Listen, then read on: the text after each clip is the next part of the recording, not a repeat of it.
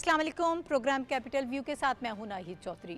नाज़रीन, काफ़ी अरसे से पाकिस्तान तहरीक इंसाफ जलसे की तैयारी कर रही थी। जलसा दरमियान में मनसूख भी करना पड़ा, बड़ी कोशिशें हो रही थी और बड़ा शोर शराबा भी था इस हवाले से कि शायद जब पूरे पाकिस्तान से लोग इकट्ठे होंगे तो इस्लामाबाद में क्या माहौल होगा, यहाँ पर किस किस्म की सिचुएशन जो है वो डेवलप हो जाएगी। लेकिन बिलाखिर जब कल वो जलसा हुआ तो ख़ासी मायूसी हुई। और क्यों एक बड़ा जलसा पाकिस्तान तहरीक इंसाफ नहीं कर पाई? हुकूमती वज़रा ने प्रेस कॉन्फ्रेंस भी की, आज उन्होंने इस पर बात भी की, वजह भी बताई कि जिन वजूहात की बिना पर, एक तो ख़ास तौर पर कि जो उनकी कल डिमांड्स सामने आई हैं, वो ये समझ रहे थे कि शायद जब बहुत सारे लोग इकट्ठे हो जाएंगे तो फिर वो अपनी डिमांड्स लोगों के सामने पेश कर पाएंगे। 9 मई के हवाले से उनको कुछ रिलीफ मिलेगा या ओवरऑल जिस रिलीफ को वो एक्सपेक्ट कर रहे थे। खैर, वो जब शो ही इतना वो उनका कामयाब नहीं हुआ तो ये सब चीज़ें काफ़ी पीछे रह गई। अब आगे बढ़ेंगे। हमने ये भी देखा कि काफ़ी इसमें बहुत ज़्यादा, बल्कि खैबर पख्तूनख्वा के जो सरकारी वसाइल हैं उसका इस्तेमाल किया गया, बेदरीग़ बल्कि इस्तेमाल किया गया, लेकिन इसके बावजूद लोग इकट्ठे नहीं कर पाए। पूरे मुल्क से जितने लोग आए वो सब ने कल अपनी स्क्रीन्स पर देख लिया। लेकिन ये भी बात करना ज़रूरी है कि कल के जलसे में जो गुफ्तगू की गई, जो ज़बान इस्तेमाल की गई, ख़ास तौर पर खैबर पख्तूनख्वा के जब चीफ़ मिनिस्टर अली अमीन गंडापुर, उन्होंने जो अल्फाज इस्तेमाल किए वो इंतहाई मायूस कुन थे। और यकीनन उस पर एक मतलब ये चीज़ जस्टिफाई नहीं हो सकती कि एक सूबे का चीफ़ मिनिस्टर है और वो इस किस्म के अल्फाज इस्तेमाल कर रहा है, एक सियासी पार्टी की वो वहाँ पर नुमाइंदगी कर रहा है। ना उन्होंने ख़वातीन को छोड़ा, ख़वातीन के बारे में जो अल्फाज इस्तेमाल किए गए, यकीनन वो भी बड़ी अजीब व गरीब सी बात है जब आप एक तरफ ये दावा करते हैं कि हमारे साथ, हमारी पार्टी के साथ ख़वातीन की एक बहुत बड़ी तादाद मौजूद है, लेकिन उसके बावजूद आप जो बातें करते हैं, जो नाज़ेबा कलमात कहते हैं, तो वो भी बड़ी इंतहाई तशवीशनाक किस्म की बात है। फिर आप इदारों के बारे में जो गुफ्तगू कर रहे हैं वो भी बिल्कुल जस्टिफाई आप उसको नहीं कर सकते हैं। इसके अलावा जो SOPs फ़ॉलो करने के लिए कहा गया था, जो टाइम दिया गया था, उसकी भी पाबंदी नहीं की गई। फिर कुछ वाक़यात भी हुए। ये सारी चीज़ें जो हैं ये किस चीज़ का इंदिया दे रही हैं? जो सख्त किस्म का लबो लहजा इस्तेमाल किया गया, जो इंतशारी सियासत कल हमने देखी, कल जलसे के दौरान और जलसे के बाद, ये अब आगे क्या होने जा रहा है, इसके हवाले से बात करेंगे। फिर एक बड़ी अहम चीज़ ये भी है कि जब आप ये सब तो एक तरफ कर रहे हैं, लेकिन जब ऐसे एक तरफ तो इदारों के ख़िलाफ़ आप बात करें, लेकिन ऐसी भी क़ुव्वतें हैं जिनके साथ आपका ताल्लुक़ साबित हो रहा है, जो आप ये कह सकते हैं कि एंटी स्टेट जो क़ुव्वतें हैं उनके साथ अब आपके रवाबित सामने आ रहे हैं। रऊफ़ हसन साहब की जो चैट इस वक्त मंजर आम पर आई है, राहुल रॉय चौधरी साहब जो इंडियन तजिया निगार हैं, उससे पहले आप जानते हैं कि करण थापुर और फिर अमेरिकन जो एंटी स्टेट कुछ लोग हैं, उनके साथ भी उनकी इस किस्म की चैट्स जो हैं वो मंजर आम पर आती रही हैं। अब भी इसी किस्म की चैट्स मंजर आम पर आ रही हैं। फिर उसके बाद जब इसराइल टाइम्स ऑफ इसराइल में ख़बर छपी और बानी PTI के हवाले से कि उनको आइडियल करार दिया जा रहा है पाकिस्तान और इसराइल के दरमियान ताल्लुकात की बेहतरी के लिए, तो ये सब चीज़ें किस तरफ जा रही हैं, हालात किस तरफ जा रहे हैं? यकीनन ये बहुत तशवीशनाक बात है कि एंटी स्टेट क़ुव्वतों के साथ आप मिलकर किस एजेंडे पर काम कर रहे हैं, आप उनके साथ ताल्लुकात किस बिना पर रख रहे हैं, ये बहुत अहम सवालात हैं और सीरियस सवालात हैं। इस पर हम बात करेंगे प्रोग्राम में। मेरे साथ जो इस वक्त पैनलिस्ट मौजूद हैं, मैं उनका इंट्रोडक्शन आपसे करा देती हूँ। हमें ज्वाइन कर रहे हैं हाफिज़ ताहिर खलील साहब, उसके अलावा रशीद साफ़ी साहब मुझे ज्वाइन कर रहे हैं, डॉक्टर फ़ारूक आदिल साहब हमारे साथ प्रोग्राम में मौजूद हैं, शहनीला अमार मुझे ज्वाइन कर रही हैं। आप चारों का बहुत शुक्रिया हमें प्रोग्राम में वक्त देने के लिए। पहले तो मैं चाहूँगी हाफिज़ साहब हम ज़रा थोड़ा जलसे के हवाले से बात कर लें, लेकिन अगर आप मुझे इजाज़त दें हम इस जलसे के हवाले से गुफ्तगू करेंगे, लेकिन आज हुकूमती वज़रा ने इस हवाले से जो अपना मौक़िफ़ दिया वो हम थोड़ा सा सुन लेते हैं। और अता तारड़ साहब जो गुफ्तगू कर रहे थे आज जब उन्होंने प्रेस कॉन्फ्रेंस की, तो उन्होंने क्या कहा, ये ज़रा हुकूमती मौक़िफ़ जानिएगा, फिर इस पे बात करते हैं। स्टेज पे चढ़ के एक खातून को ललकारते हो, उधर दहशतगर्दों से डरते हो, इस तरह की वाहियात और लुग़व गुफ्तगू करते हैं जब आप अंदर से खोखले होते हैं।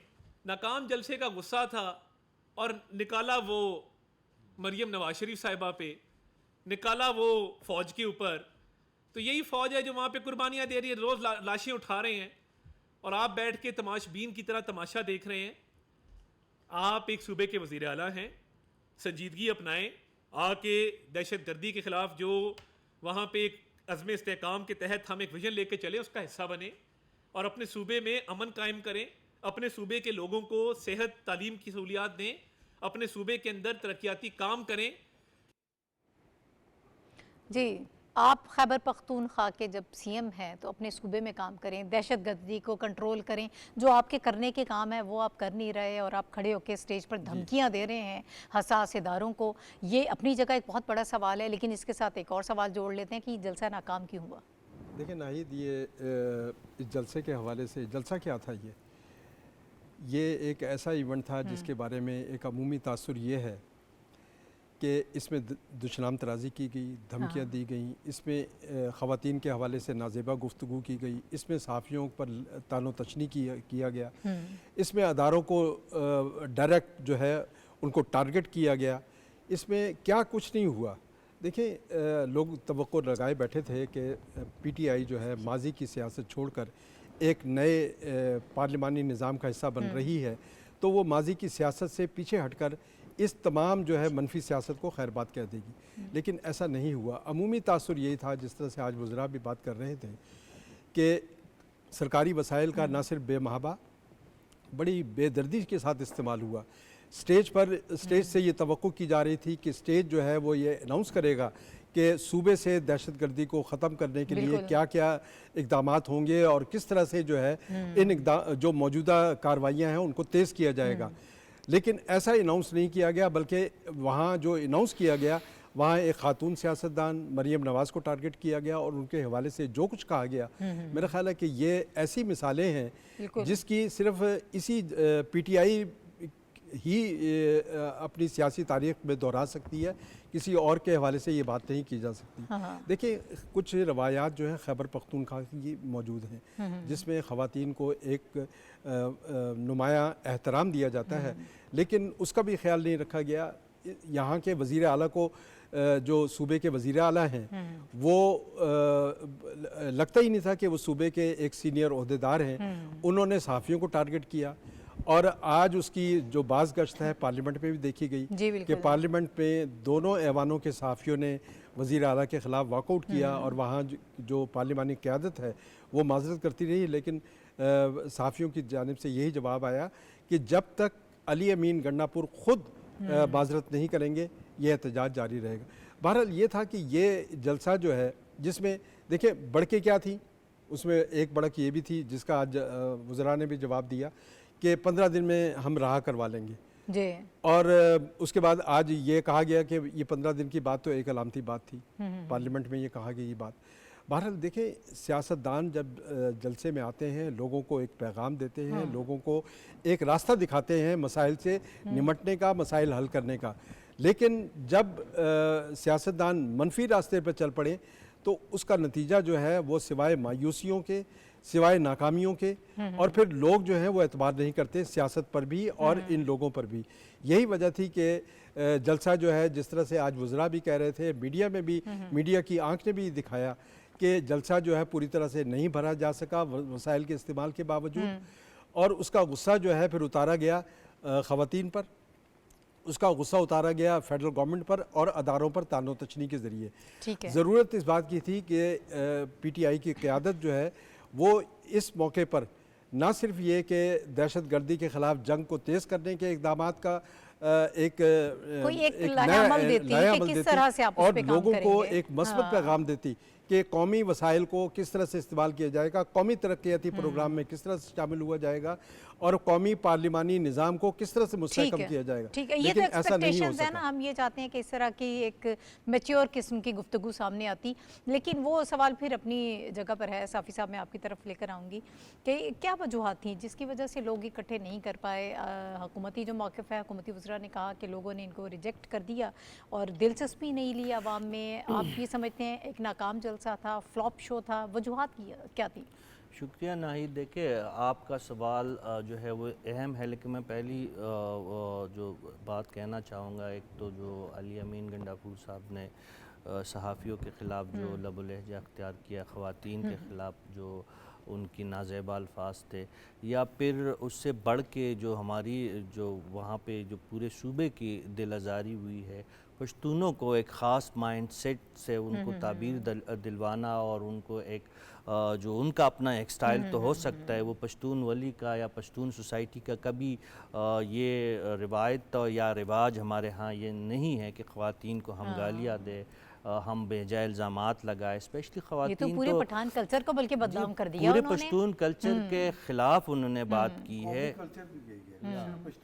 जी नहीं, उन्होंने दावा किया ना कि हमारे पश्तूनों को कल्चर, उन्होंने नाम खुद और इसको उस टैग कबीले किया, को जी। इससे नथी करते हुए कहा कि हमारी ये रिवायत है। हमारी रिवायत कभी भी ये नहीं रही जंगों में, बल्कि ख़वातीन और बच्चों का एहतराम किया जाता है, ख़वातीन पे हाथ नहीं उठाया जाता है, बुज़ुर्गों पे हाथ नहीं उठाया जाता है। और ये कल्चर डॉक्टर साहब दुरुस्त कह रहे हैं कि पूरे पाकिस्तानी सोसाइटी का है। एक तो ये बात जो आप कह रहे हैं कि जलसा की नाकामी का जो दावा है हुकूमत का, उसमें कितनी हकीकत है, तो मैं ख़ुद मुझे जलसा के इनेकाद से पहले भी उस मुकाम पे जाने का मौका मिला, जलसे के दिन भी, और फिर जलसे के अख्तिताम भी उस इलाके में मुझे जाने का मौका मिला। तो यकीन जानिए कि जो इल्ज़ामात PTI के लोग लगा रहे हैं तो उस पर कोई हकीकत नहीं है। ख़ुद इनकी अपनी तंजीमी नाकामी थी। अच्छा, बजाय ये कि वो अपनी तंजीमी नाकामियों को एक्सेप्ट करे, उन्होंने इस चीज़ को हुकूमत के खाते में डालने की कोशिश की। मैं चले हम एक एज दे देते हैं कि सिंध से शायद काफ़िले किसी रुकावट या रियासत की किसी इंटरफेरेंस के नतीजे में नहीं पहुँचे, पंजाब से काफ़िले नहीं पहुँचे, KP से काफ़िले क्यों नहीं आए। मैं आपको पूरी ज़िम्मेदारी से कहना चाहता हूँ कि जो वो खैबर पख्तूनख्वा की सूबाई हुकूमत के नीचे जो सिक्योरिटी फोर्सेस है, उनके एदाद शुमार के मुताबिक दिन के कोई 2:05 पर वज़ीर आला साहब जब पेशावर से जलसे के लिए निकले संगजानी के लिए, उस वक्त उनके पास उनके जो काफ़िले में टोटल 300 गाड़ियाँ शामिल थी और 12 से लेकर 1300 लोग उनके साथ हमरा थे। तो आप ये अंदाज़ा लगाए जब CM के ख़ुद अपने काफ़िले में 1200-1300 लोग शामिल थे और वो जगह जगह पे मोटरवे इस्लामाबाद तक मुकम्मल खुला, GT रोड मुकम्मल खुली, उस रोड उस पर कोई रुकावट नहीं थी संगजानी के आने तक। असल मसला ये है कि इनकी अपनी तंजीम में मसला है, और तंजीमी बदनज़मी का अंदाज़ा आप इस बात से लगाए कि संगजानी और सवाबी का फासला जो है वो बहुत करके भी 45 मिनट से ज़्यादा नहीं है। 45 मिनट के फासले पर PTI का जो अहम रहनुमा है, जो साबिक़ स्पीकर है असद कैसर साहब, वो जलसे में शरीक नहीं हुए। मैं ये नहीं कहूँगा कि वो नहीं पहुँच पाए, वो शरीक ही नहीं हुए। कहाँ थे जुनैद अकबर, जिसने आपके बड़े बड़े जो है लीडरों को माजी में PTI के टिकट पे शिकस्त दी थी, जिनके सिर्फ वज़ीर आला के साथ इख्तिलाफ था, वो उनका काफ़िला कहाँ था? आतिफ खान का काफ़िला कहाँ था? ये जो आपका शकील खान थे वो कहाँ थे? ये इनकी अपनी तंजीमी खामियाँ थी। इन्होंने पैसे तकसीम किए, एक MPA को 5 से 6 लाख रुपए भी दिए। उन्होंने सरकारी वसाइल का भी बेदरेक और बेदर्दाना अंदाज में इस्तेमाल किया। उसके बावजूद वो 10-12 हज़ार का मजमा थी, तो मैं बहुत ज़्यादा तादाद बता रहा हूँ, जो अमलन 6-7 हज़ार से ज़्यादा लोग इकट्ठा नहीं कर सके। तो ये इनकी अपनी गलती और अपनी नाकामी थी। और फिर फ्रस्ट्रेशन आपने देखे उनकी तकरीरों में, आपने खुद ये जो आप बिल्कुल जो जिस किस्म का लबो लहजा और जो अल्फाज उसमें इस्तेमाल किए गए। डॉक्टर साहब, एक होती है सियासी तलखी, आप जलसे जुलूसों में इस किस्म के का लबो लहजा ऐसे अल्फाज सुनते हैं, वो सियासी तौर पर कुछ मामलात होते हैं, कुछ मैसेज आप देना चाह रहे होते हैं, लेकिन वो काबिल बर्दाश्त होता है, हम वो एक्सपेक्ट भी कर रहे होते हैं। लेकिन कौमी इदारों की जो तज़हीक की गई, फिर ख़वातीन के हवाले से CM पंजाब के हवाले से जो गुफ्तगू की गई, जो लबो लहजा अपनाया गया, इसको तो किसी तौर पर जस्टिफाई नहीं किया जा सकता। इस पर क्या राय आप? अच्छा, 2 बातें मैं करूँगा। एक तो जब साफ़ी साहब बात कर रहे थे तो मुझे एक शेर याद आ रहा था, तो शेर सुन लें आप। वो ये है कि बहुत शोर सुनते थे पहलू दिल का, जो कतरा तो एक कतरा है, जो चीरा तो एक कतरा निकला। दूसरे, मैं ये जो आपने सवाल किया ना, मैं इसको अगले मौजू तक ले जाना चाहता था जब आप सेकंड टर्म शुरू होती, लेकिन मेरा ख्याल है कि अब बेहतर और मुनासिब वक्त है। ये जो एनोरा बशीरोवा का आर्टिकल छपा है टाइम्स ऑफ इसराइल में, उसमें मैं अभी वो कोई बात नहीं कर रहा इसराइल को तस्लीम करने की बात है, मुस्लिम दुनिया में इसराइल की लॉबिंग करने की बात है, वो नहीं बात मैं कर रहा। उसमें एक और बात है, उसमें ये लिखा है कि इमरान खान या बानी पीटीआई ने अपने दौरे हुकूमत में 2 कारनामे अंजाम दिए। एक कारनामा तालीम के महाज पर था और दूसरा कारनामा ये था कि उसने ख़वातीन के सिलसिले में कुछ बहुत ही इनोवेटिव इक़दाम किए। अब मैं आपसे सवाल करता हूँ कि क्या ख़वातीन को ज़्यादा खुद मुख्तार बनाया? ऐसी तो कोई वाक़या हमें नज़र नहीं आ रहा। क्या उनकी तालीम के लिए, उनके रोज़गार के लिए कुछ ज़्यादा मौक़े पैदा किए? ये भी नज़र नहीं आ रहा। क्या पार्लियामेंट में कुछ ज़्यादा उनको मौका दिया? ऐसा भी नहीं है। तो फिर क्या किया? आप याद करें 2018 से लेकर 2022 तक जो ख़वातीन के दिन मनाए गए, वो जो 8 मार्च को मनाया जाता है, पाकिस्तान में पहले भी वो दिन मनाया जाता था, अब भी मनाया जाता है और पूरी कौम उसमें शिरकत करती है। लेकिन वो जो 2.5-3 बरस का अरसा था, उस अरसे में कैसे मनाए गए? उस अरसे में मिसाल के तौर पे, मैं बहुत बुरा जुमला है लेकिन मजबूर हूँ कहने पर, लो मैं बैठ गई सही से, फिर उसके साथ आपने एक स्केच देखा था। ये क्या था? दरअसल पाकिस्तानी और इस्लामी सोसाइटी को करप्ट करने की एक साजिश थी और ये एक इजरायली एजेंडा था जिसको यहाँ इम्प्लीमेंट किया गया। मैं एक बहुत ज़िम्मेदार आदमी से मेरी बात हुई और उसने मुझे ये बताया, जब ये पीडीएम की पहली हुकूमत बनी 14 माह की, तो उस वक्त किसी ने कहा कि अब भी मार्च में ख़वातीन का मुजाहरा हुआ है और कुछ अरसा पहले भी हुआ है, अब वैसा क्यों नहीं हुआ? अब करके दिखाते हैं ना। गवर्नमेंट ये काम कर रही थी, गवर्नमेंट ये काम करा रही थी। क्या कर रही थी? मर्द और औरत के दरमियान एक तसादुम पैदा किया जा रहा था। पाकिस्तान के 2 तबकात, रिवायती तबकात, पढ़े लिखे तबकात के दरमियान एक तसादुम पैदा किया जा रहा था। अब आपने सवाल किया, अभी सावी साहब बात कर रहे थे कि फ़ौज को चैलेंज कर रहे हैं, इस्टेब्लिशमेंट को चैलेंज कर रहे हैं, इदारों को चैलेंज कर रहे हैं। ये क्या है? दरअसल पाकिस्तानी सोसाइटी में अनारकी पैदा करने की ये एक बैनुल-अक़वामी साजिश थी। उसके लिए ये लोग काम कर रहे हैं। ये जलसा भी उसका एक शाकार था। एक आखिरी 1-2 जुमले में कहना चाहता हूँ, ये नाकाम क्यों हुआ? देखें, जो लोग इनको वोट भी देते हैं वो जानते हैं कि ये गैर संजीदा लोग हैं।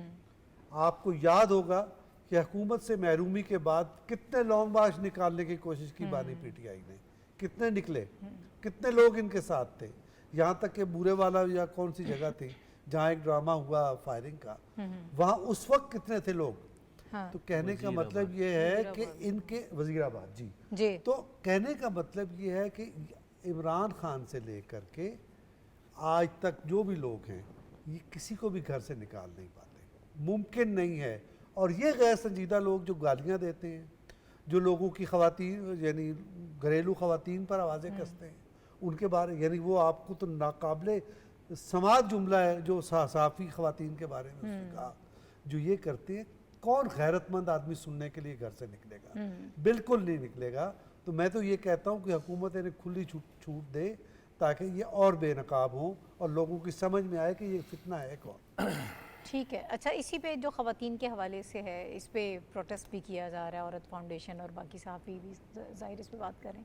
एक तो जो डॉक्टर साहब बात कर रहे हैं कि कौन इस किस्म की गुफ्तगू सुनने के लिए आएगा, लेकिन एक आपके मुल्क की बड़ी सियासतदान सीएम पंजाब के बारे में जो गुफ्तगू की गई, यकीनन वो दोहराने के काबिल नहीं है, आप उसको नहीं दोहरा सकते। बड़े जो लबो लहजा इस्तेमाल किया गया, बड़ी फजूल किस्म की बेहुदा गुफ्तगू थी। एक तो उस पर मैं आपकी राय चाहूँगी, और ओवरऑल हम मुहर्रिकात की तो बात कर रहे हैं कि क्यों ना काम हुआ, क्या हुआ। जो डिमांड्स दी गई वो बड़ी इंपॉर्टेंट है। वो उन्होंने कहा कि 15 दिन के अंदर अंदर आप रिहा कर दें, वरना फिर हम खुद रिहा करवाएंगे। राना सनाउल्लाह साहब ने रिस्पॉन्ड किया है, उसको ख्वाजा आसिफ साहब ने भी रिस्पॉन्ड किया है। इन डिमांड्स के बारे में क्या कहेंगे? अच्छा नाहिद, एक तो जो खाली बर्तन होता है ना, वो बहुत ज़्यादा बचता है ना? तो जो गंडापुर साहब है ना, उनका हिसाब किताब यही है। क्योंकि अगर आप इतने ही होते ना छुड़ाने वाले, वहाँ से आके और गोली खाने वाले, तो 1 साल हो गया वो जेल के अंदर है, 6 महीने हो गए आप वजीर आला, आपने कितनी एफर्ट की है।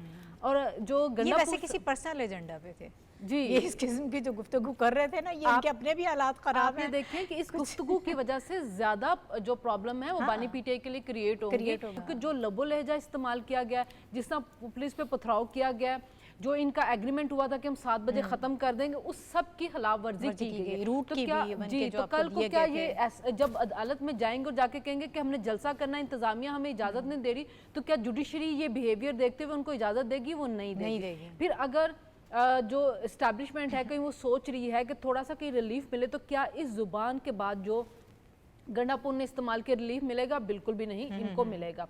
और छुड़ाने वाला ये इनके ऊपर ना, आप बार बार मुहरकात की बात करिए ना, ये जुबान इसलिए इस्तेमाल की नहीं, प्रेशर था गंडापुर के ऊपर, इसलिए कि एक तो उनकी पार्टी पे उनसे तनकीद हो रही थी, अलीमा खान की तनकीद हमने देखी उन पे हो रही है, दूसरा खैबर पख्तूनख्वा के अंदर जो अवाम है वो अब उनके ऊपर ट्रस्ट नहीं कर रही है। वहाँ पे फॉरवर्ड ब्लॉक की हम बात करें कि अपने लोग कह रहे 39 MPs जो हैं वो इनसे अलहदा हो रहे हैं, कहीं पे कह रहे हैं कि कोई मेयर और चेयरमैन जो हैं वो इनके ऊपर एतमाद का इजहार नहीं कर रहे, तो वो सारी जो फ्रस्ट्रेशन थी कल उनकी बातों के अंदर हमें नजर आई। जहाँ तक खवातीन की बात थी, देखें जो CM पंजाब के बारे में ये बात की गई है, ये इसलिए हो रही है कि बानी पीटीआई ये सब कुछ करते थे। वो बानी पीटीआई ने इससे पहले भी, अगर आपको याद हो, तो उन्होंने मरियम नवाज के बारे में जब कहा था कि मरियम नवाज की नानी है, माशाल्लाह ये एक अच्छा हमारे यहाँ पे तो समझा जाता है रुतबा, उन्होंने उसको मजाक उड़ाया। फिर उन्होंने जब जलसे के अंदर कहा था कि मरियम मेरा नाम ज्यादा मत लिया करो, तुम्हारे हस्बैंड नाराज हो जाएंगे। तो ये वो बिहेवियर और रवैया है जो पार्टी के अंदर आ चुका हुआ है। तो बानी पीटीआई के नज़दीक हर वो बंदा जो ऐसी ख़राब ज़ुबान इस्तेमाल करता है, दशनाम तराजी करता है, इस तरह की गुफ्तगू करता है, उसके नंबर ज़्यादा बढ़ जाते हैं वहाँ पे। तो हर कोई कोशिश करता है कि हम ऐसी ज़ुबान इस्तेमाल करें ताकि उनके सामने हमारा जो नंबर ज़्यादा बढ़े, क्योंकि कल हमें 3-4 और लीडरान की भी ऐसी ज़ुबान इस्तेमाल हुई है। गिलगित बिल्तिस्तान से जो आए हुए थे उनकी इस तरह की ज़ुबान थी, आमिर मुगल जो थे उनकी ज़ुबान थी, सलमान अकरम राजा अच्छे खासे डिसेंट वकील थे, लेकिन पीटीआई में आके उन्होंने भी नंबर टांगने के लिए वो जुबान इस्तेमाल करनी शुरू कर दी। तो ये ओवरऑल एक बिहेवियर है जो लीडर की तरफ से नीचे आ रहा है। और गंडापुर साहब ने ये पहली दफा ऐसा नहीं किया है, उन्होंने मरियम नवाज साहब के बारे में इससे पहले भी इस तरह की बहुत सी फजूल गुफ्तगू की हुई थी। तो ये पार्टी बिहेवियर है, इस पार्टी का कल्चर बन चुका है कि आप खवातीन की जितनी तजलील कर सकते हैं आप करें। आपको याद होगा कि जनरल मुशर्रफ के दौर के अंदर खान साहब ने कहा था कि जो मुंतहिब होकर खवातीन आती हैं हमें पता है कि वो कैसे आती हैं, यानी कि आपने उन खवातीन की भी तजलील की। तो एक वो माइंडसेट जो वो चला आ रहा है। सो ये पहली दफ़ा नहीं है। अब अच्छी बात यह है कि इस वक्त सहाफ़ती तंजीमें सारी खड़ी हो गई हैं। जो मरियम नवाज साहब है उनके पीछे उनकी पार्टी खड़ी हो गई। जिन खवातीन सहाफ़ियों के बारे में बात की गई कि जो तनकीद करती हैं, आप उनके बारे में इस तरह की बात करते हैं, उसके लिए सहाफ़ती तंजीमें जो हैं वो अब सब स्टैंड ले रही हैं। तो ये एक अच्छी जो है डेवलपमेंट हुई है। ठीक है। अच्छा हाफिज़ साहब, एक सिर्फ मैं पहलू बयान करूँगा। देखिए, इसको सिर्फ आप ये देखें कि इस पर हुकूमती वज़रा तनकीद नहीं कर रहे, बल्कि आप महमूद खान अचकज़ई हुकूमती इत्तेहाद का हिस्सा नहीं है। इस जलसे ने उन्हें भी मायूस किया। उन्होंने ख़ुद कहा, ये बात कही कि ये जो मजमा है जिसके बारे में ये अली अमीन गंडापुर ये दावा कर रहे थे कि ये इनकलाब के धाने पर खड़ा है, उन्होंने कहा ये मजमा तो इनकलाब नहीं ला सकता और ना ही कीबोर्ड के ज़रिए इनकलाब लाया जा सकता है। तो ये जो जिस तरह की गुफ्तगू की गई और जो बदनज़मी वहाँ देखी गई, देखिए जिस पार्टी का तंजीमी ढांचा मौजूद नहीं, महमूद खान अचकज़ई इसी बात का हवाला कि जब आपकी तंजीम ही मौजूद नहीं है तो किस इनकलाब की बात कर रहे हैं। इनकलाब के लिए बड़े डेडिकेटेड और कमिटेड लोगों का एक ग्रुप चाहिए बहुत बड़ा, जो लोगों को मोटिवेट करे, इंस्पायर करे, एजुकेट करे। लेकिन पीटीआई में ये बातें नज़र नहीं आती। वो उन्हें सस्ते नारे नज़र आते हैं, उन्हें दशनाम तराजी नज़र आती है और यही वो समझते हैं कि एक जस्ट लगाकर सियासत की तमाम मंजिलें तय कर लेंगे। ऐसा मुमकिन नहीं होता। सियासत में कोई शॉर्टकट नहीं है। सही। अच्छा साफ़ी साहब, जो रऊफ़ हसन और राहुल रॉय चौधरी की जो इस वक्त मंजर यहाँ पर आई है चैट, उसके हवाले से मैं चाहूँगी कि बात करें। मुल्क मुखालिफ एजेंडा इसमें नज़र आ रहा है। ये कितनी तशवीशनाक बात है कि आप जिस किस्म की भी सियासत करें, जो इंतशारी सियासत कल भी हमने जलसे में देखी, लेकिन उसके बाद मुल्क दुश्मन कुव्वतों के साथ मिलकर और आपके राब्ते इस तरह से सामने आ रही हैं अब चीज़ें, ये कितना तशवीशनाक अमर है। देखिए नाहिद, मैं कोई अथॉरिटी तो नहीं हूँ कि किसी को मुल्क दुश्मन करार दूँ। ये तो इदारे मौजूद है और ये सारे हक़ाइक़ अब हमारे सामने आ रहे हैं एक एक करके। इस जमात का जो अमूमी रवैया है पाकिस्तान के अंदर, वो भी हमने डिस्कस किया, अब भी डिस्कस किया कर लिया है तमाम मुअज़्ज़ज़ पैनल के तमाम शुरुका ने। और इससे पहले हमने बहुत भुगता भी है उनकी सियासी तर्ज़ अमल को।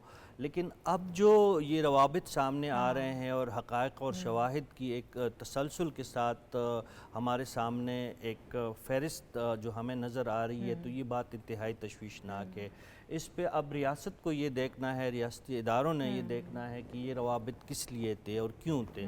बिलावजह तो नहीं कि वो रऊफ़ हसन साहब जो है एक आकिल बालिग़ एक समझदार इंसान है, पढ़े लिखे इंसान है, उन्होंने अगर किसी से रब्ता किया है और वो भी अगर रा फंडेड लेबल्ड इंडियन सहाफ़ियों से, इससे पहले किरण तापर पे और अब ये चौधरी साहब से जो इनकी जो गुफ्तगू मंजर आम पे आई है, ये इंतहाई तशवीशनाक बात है। इससे पहले अमेरिकी जो पाकिस्तान मुखालिफ सहाफ़ियों को जो समझा जाता है, उनसे उनके करीबी रवाबित रखना, ये इस बात की ज़रूर तहकीकात होनी चाहिए। या तो PTI ख़ुद से सामने आए, रऊफ़ हसन साहब इन इल्ज़ामात की तरदीद करे कि नहीं ये गलत बयानी है या उनके ख़िलाफ़ कोई इल्ज़ामात है, उसकी सफाई दे।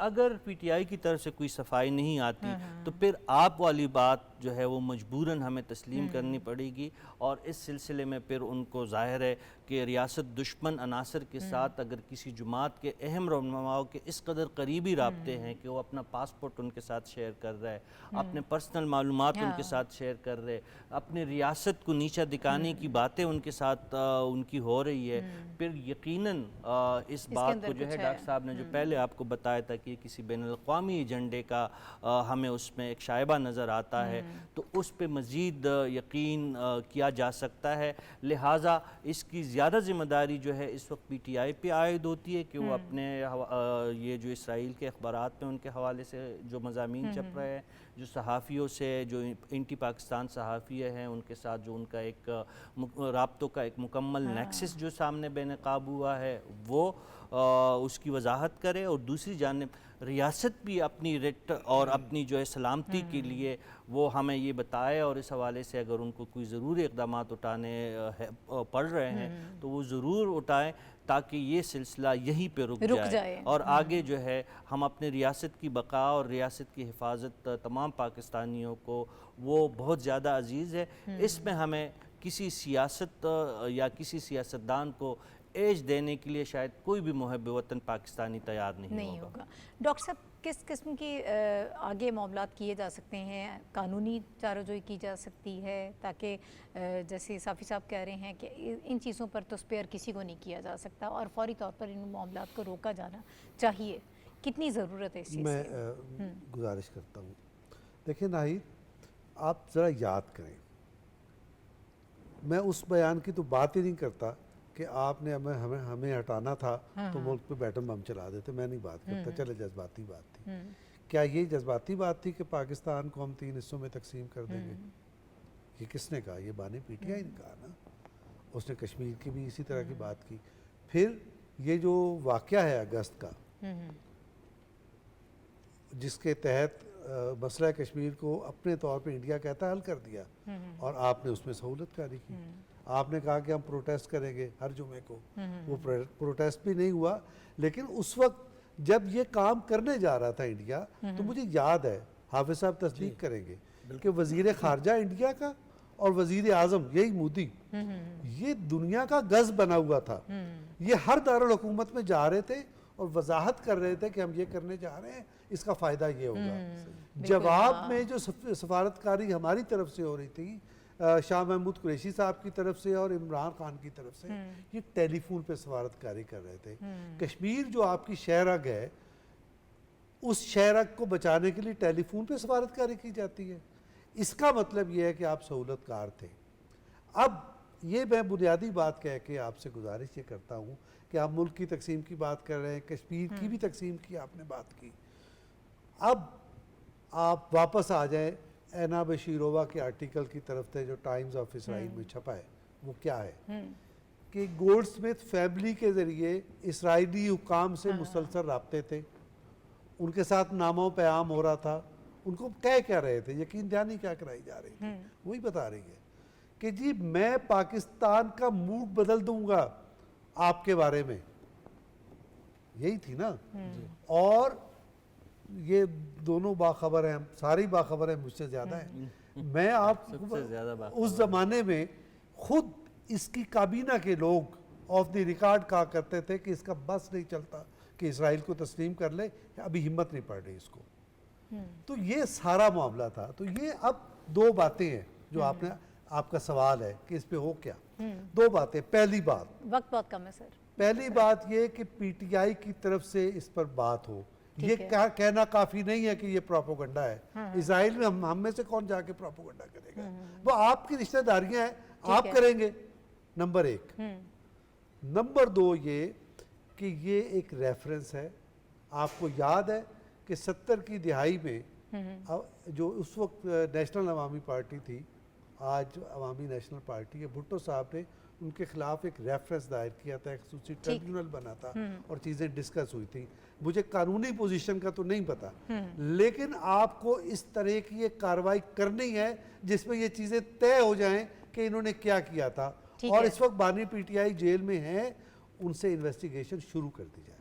ठीक है। अच्छा, इस मामले पे तो ठीक है, इन्वेस्टिगेशन कह रहे हैं कि शुरू कर दी जाए, लेकिन हम जो पहले बात कर रहे थे जलसे में जो ज़बानी सवाल की गई, एक आप अपने मामले में तो बहुत हसास हैं, हकाइक भी बयान कर दिए जाएं तो फिर आप लीगल नोटिस वगैरह भेज मैंने गुजारिश की। लेकिन जी सर, मैं शानीला की तरफ से बात करें तो दूसरों के मामले में, ख़ासतौर पर ख़वातीन के मामले में ये हसासियत क्यों नहीं है, एक तो ये, और दूसरा क्या अब इनकी पार्टी के अंदर से जो उनकी कमेटी है ये बानी पीटीआई है, क्या अब ज़रूरत नहीं है कि वो इनके ख़िलाफ़ कोई कार्रवाई करें, इनको इनके अहदे से हटाया जाए? इस किस्म की जो गुफ्तगू है यकीनन नाज़ेबा किस्म के अल्फाज हैं, इसको एक्सेप्ट नहीं किया जा सकता। अच्छा नाहिद, कार्रवाई तो वो करे ना जो ये खुद काम करता ना रहा हो। मतलब वो तो खुद ये काम करते रहे हैं, वो ये ज़ुबान वो इस्तेमाल करते रहे हैं और ये ज़ुबान उन्होंने अपने सपोर्टर को सिखाई है। अगर हम 2014 के धरने के अंदर जाएं तो जब वो कहते हैं कि मैं वज़ीर आज़म को खींच के घसीट के वज़ीर आज़म हाउस से निकालूंगा, OASP मैं तुम्हें फांसी दे दूंगा, IG मैं तुम्हें नहीं छोड़ूंगा, तो ये वो ओए तोए सारी जो है वो उन्होंने खुद सिखाई हुई हैं। ख़वातीन के बारे में ज़ुबान इस्तेमाल करनी उन्होंने खुद सिखाई हुई है, तो वो क्यों कार्रवाई करेंगे? अब आप देखें ना, सलमान अकरम राजा को जैसे ही उमर अयूब हटे हैं, वो जनरल सेक्रेटरी बने, हमें सलमान अकरम राजा की टोन बदली हुई नज़र आ रही कि वो ऐसी ज़ुबान इस्तेमाल करना शुरू कर जो उनका खासा नहीं था। उनके ओहदे का तकाजा, उनके ओहदे का तकाजा बन गया कि उन्होंने ये ज़ुबान इस्तेमाल करनी है। तो उधर से तो मेरा ख्याल में कि जो वो कमेटी ये नहीं बनाएंगे कि इनको हटाना ओहदे से, बल्कि वो कमेटी बना के उनको शाबाश देंगे कि भाई आपने बहुत अच्छा कारनामा अंजाम दिया है और मुझे ऐसे ही ज़ुबान इस्तेमाल करने वाले लोग जो है अपनी पार्टी के अंदर चाहिए। ठीक है। और ये खान साहब जो है कि जब खान साहब से मिल के आते हैं, आप देखें ना, जब गंडापुर हैं वो आते हैं यहाँ पे बातचीत करते हैं, लोगों में बैठते हैं हुकूमत के साथ, तो वो ठीक होते हैं, लेकिन जैसे वो जेल से निकलते हैं उनकी ज़ुबान चेंज हुई होती है। उनके तमाम लीडरान के साथ मसला यही होता है कि उन सब की ज़ुबान चेंज हुई होती है और वो सब ने यही कुछ करना है। तो मुझे नहीं लगता कि जी जो बानी पीटीआई हैं वो इसके ऊपर कोई एक्शन लेंगे, वो बल्कि इसके ऊपर शाबाश देंगे। हो सकता है कि उनकी गुफ्तगू भी हुई है सहाफ़ियों के साथ जेल में, उनसे सवाल किया गया था कि सहाफ़ियों के बारे में ये बदजुबानी हुई है, तो उन्होंने कहा मैं तो जेल में था। ये वही बात है जिस तरह 9 मई के वाक़े के बारे में उन्होंने कहा कि मैं तो जेल में था, मुझे तो पता ही नहीं था। खराब कर गई शाहीन बच्चे को सोबत इज़ार। देखिए नहीं, तो सहाफ़ियों के बारे में भी ये ज़ुबान इस्तेमाल करते रहे ना कि ये बकाओ हैं, इनको पैसे दिए हुए हैं, तो वो माइंड सेट है ना, उस माइंडसेट के तहत ये सारी जो बातें हैं वो की जा रही होती हैं कि जो आप पे तनकीद करता है वो बकाओ। लेकिन ये बदकिस्मती की बात है, मैच्योरिटी हमें सियासत में नज़र आनी चाहिए, ऐसा एक रिस्पॉन्सिबल बिहेवियर नज़र आना चाहिए। चीज़ें वक्त के साथ साथ इवॉल्व होती हैं, लेकिन हम पीछे जा रहे हैं। हमारे सियासतदान जो हैं वो सीखने की बजाय शायद जो याद था वो भी भूलते जा रहे हैं, गलतियों का अयादा नहीं होना चाहिए। जी बिल्कुल। आगे बढ़ते हैं, अब ज़रा थोड़ा सा सिक्योरिटी के मामला पर बात कर लेते हैं। और ख़बर इस वक्त ये है कि पाकिस्तानी चेक पोस्टों पर अफ़गान तालिबान ने बिलश्तियाल फायरिंग की है और पाक फ़ौज ने भरपूर जवाबी कार्रवाई की है। 8 दहशतगर्द जो उनको हलाक किया है, इसमें कुछ ज़ख्मी हुए हैं। और इस वक्त जो सूरत हाल है, पहले हम ये जानते हैं और हमेशा इस पर बात भी करते हैं कि जो सहूलत कारी की जाती रही है अफ़गान तालिबान को अफ़गान बुरी हुकूमत की जानिब से, और जो पुष्टपनाही रही है, वो सब चीज़ें हमारे सामने हैं। लेकिन अब जिस दीदा दलेरी के साथ ये सारा काम हो रहा है, जिस तरह से फायरिंग की जा रही है, इंटरनेशनल जो लॉज हैं उसकी भी ये खिलाफ वर्जी है। पाकिस्तानी फ़ौज ने अगरचे मुँह तोड़ जवाब दिया है, लेकिन इसके लिए बाकायदा तौर पर हमें काम करना होगा। किस तरह से इनको रोकना है, अपनी बॉर्डर मैनेजमेंट कैसे करनी है, इस पर ऑलरेडी काम हो रहा है, लेकिन इसको मज़ीद कैसे बेहतर बनाया जा सकता है।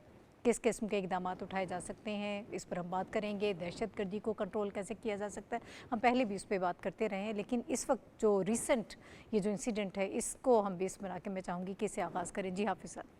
देखिए 6 सितंबर को जब पाकिस्तानी कौम यौम दिफा पाकिस्तान यौम शहदा मना रही थी, पाकिस्तान की सियासी और अस्करी क़यादत की जानिब से अफ़गानिस्तान के हवाले से अफ़गानिस्तान की तालिबान अबूरी हुकूमत को ये मैसेज एक बार फिर ये पैगाम दिया गया कि वो अफ़गानिस्तान में जो दहशत गर्दों ने अड्डे कायम किए हैं, नंबर 1 फौरी तौर पर ख़त्म करें। दूसरा ये कि पाकिस्तान के साथ दोस्ती को अफ़गान तालिबान पर फ़ौक़ियत दे और ताकि पाकिस्तान और अफ़गानिस्तान के दरमियान ताल्लुकात का एक नया पहलू जो है सामने आ सके और दोनों मुल्क जो हैं एक तरक्की के एक नए सिलसिले में दाखिल हो सके। लेकिन बदकिस्मती से अफ़गानिस्तान में मौजूद तालिबान की जो हुकूमत है, अबूरी हुकूमत, वो ख़ुद इतनी कमज़ोर है, ख़ुद वहाँ पर वो ख़ुद इतनी मुनक़सिम है अपने ग्रुपों में कि वो इन मसाइल पर तवज्जो नहीं दे रही। यही वजह है कि पाकिस्तान की बार बार कोशिशों के बावजूद अफ़गानिस्तान की सरजमीन बाकायदगी से इस्तेमाल हो रही है।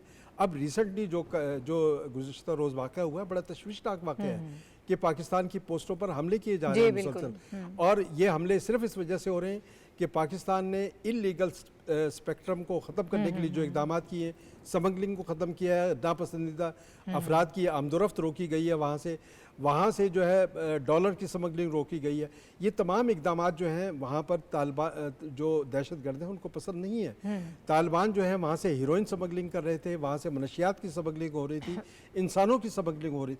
ये देखिए, यही वजह है कि बॉर्डर मैनेजमेंट के हवाले से पाकिस्तान ने जो भी इकदाम किए हैं, वहाँ पर ना सिर्फ ये है कि बॉर्डर कंट्रोल सिस्टम वो उखाड़ फेंकते हैं, वहाँ पर जो बाड़ लगाई गई है वो उसे तस्लीम नहीं करते।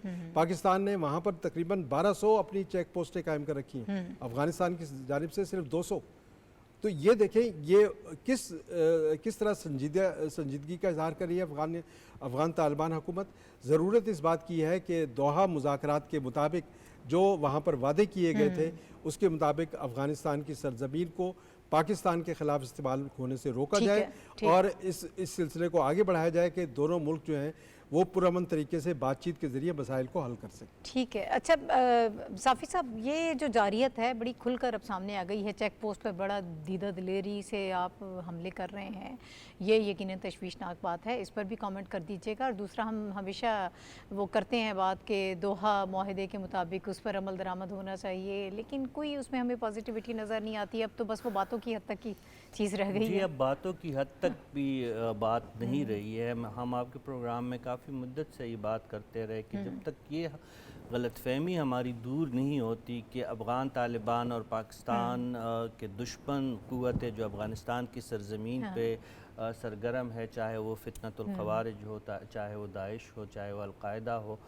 इनमें कोई फ़र्क नहीं है। ये और स्पेशली जो फितनतुल ख़वारिज है पाकिस्तान का और अफ़गान तालिबान, ये तो एक सिक्के के दो रुख है। ये जो अभी रिसेंट वाक़या जो कुरम एजेंसी के सरहदी इलाके में हुआ है, इसके बाद पाकिस्तान के उस मौक़िफ़ को मज़ीद तक़वियत मिली है कि पाकिस्तान के ख़िलाफ़ जितनी भी कार्रवाइयाँ होती है, दरअंदाज़ियाँ होती है, उसमें अफ़गान तालिबान की बराह रास्त शमूलियत होती है या उनकी शय होती है।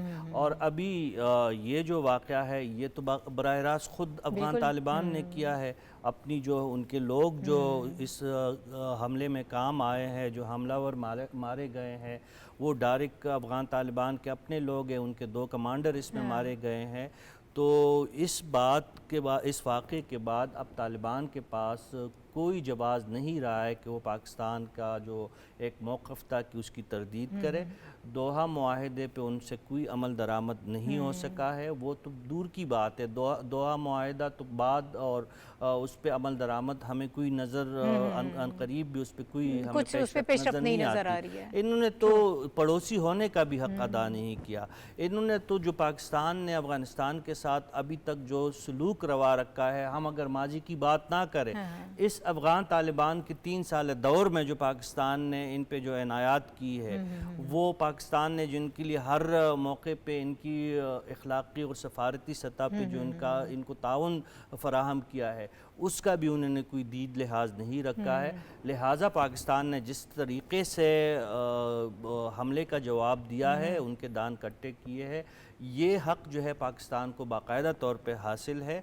ये बैनुल-अक़वामी क़वानीन की भी तालिबान ने खिलाफ वर्जी की, पड़ोसी होने का भी उन्होंने हक़ अदा नहीं किया, और ये एक जवाब भी है अफ़गान तालिबान को कि अगर वो दोबारा इस किस्म की कोई जसारत करेंगे तो इससे ज़्यादा सख्त जवाब भी पाकिस्तान दे सकता है। ठीक है डॉक्टर साहब, एक तो ये कि इससे ज़्यादा सख्त जवाब दिया जा सकता है, हम ये कर सकते हैं, बॉर्डर मैनेजमेंट हम कर रहे हैं काफ़ी अरसे से और इस किस्म के काम कर रहे हैं कि जिससे हालात बेहतर हों, लेकिन और क्या ऑप्शंस हैं इंटरनेशनल लॉज की? अब आप जब खिलाफ वर्जी करते हैं तो इसके अलावा और कौन सी ऑप्शंस जो हैं वो ज़ेर गौर हो सकते हैं? देखिए, एक तो बहुत ही वाज़ेह बात है ना कि बैनुल-अक़वामी फोरम्स पे ये बात की जाए, और वो लोग जो बीच में ज़मानती थे जिनकी वजह से ये अकॉर्ड हुआ जी, उन्हें परसू किया जाए कि भाई आप पूरे खित्ते को गैर मुस्तहकम कर रहे हैं। एक पहलू ये, सही एक और है। पहलू है। हाँ, देखिए, जब इस तरह के कोई मामलात होते हैं तो बज़ाहिर हमें ये लगता है कि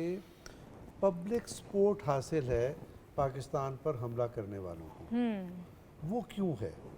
उसका सबब ये है कि अफ़गान मीडिया में बेपना फंडिंग की है, सरमायाकारी की है इंडिया ने।